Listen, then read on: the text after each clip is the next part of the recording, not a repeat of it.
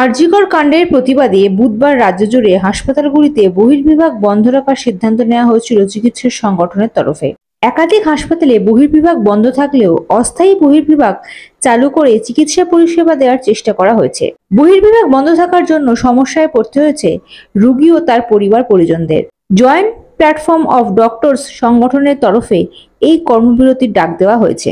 হাসপাতালের বহির্বিভাগ বন্ধ থাকায় রাজ্য জুড়ে সরকারি হাসপাতালগুলিতে অচলাবস্থা। কোথাও বন্ধ বহির্বিভাগের সামনে সিঁড়িতে বসে রোগী দেখার কাজ চলছে, কোথাও হাসপাতালে তৈরি হয়েছে অস্থায়ী বহির্বিভাগ।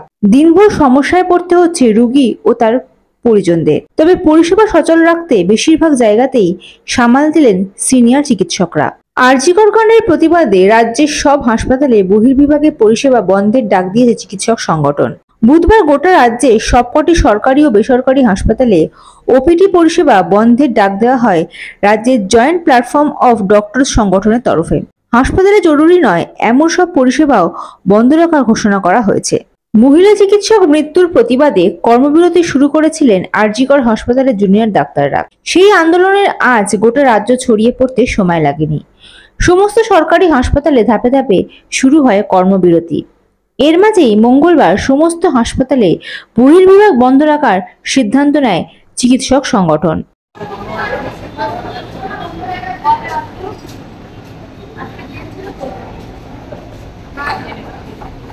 কি বলা হলো আপনাকে?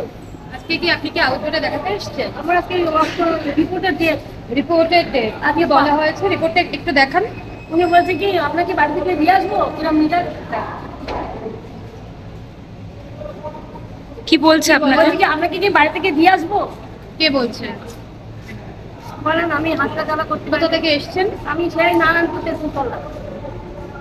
আপনি তো জিজ্ঞাসা করলেন যে এরপর কবে আসবেন? বললো না। কি বললো? কিচ্ছু না, খালি বলেন ও তো দোষ নেই। আজকে বন্ধ আছে বা এরকম কিছু বললো না? বলছে কি আপনার বাড়ি থেকে দিয়ে আসবো, না কবে আসবো কিছু বলবো না। তাহলে বলেন বলবো তো যে আপনি অমুক দিন আসেন, এটা তো দোষ করে। তাহলে আমি একটা বয়স্ক মানুষ। একা এসছেন? হ্যাঁ একা, আমি একা এসছি। আমি বলছি দেখালাম কি বলতো, ভদ্রভাবে কথা বলেন।